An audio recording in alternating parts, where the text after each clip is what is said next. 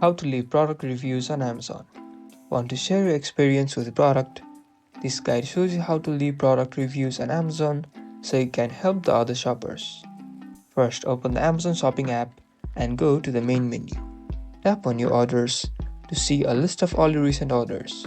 Find the product that you want to review and tap on it. On the products page, you'll see an option that says Write a product review. Tap on it to start a review. You can rate the product with a star rating from 1 to 5. You can also add a title and a description of your experience with the product. You can also add photos or videos to your review. Once you've finished your review, tap on the submit button.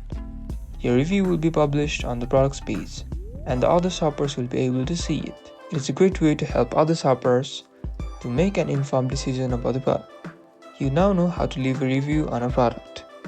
Get ready to help other shoppers. Like and subscribe for more app tips.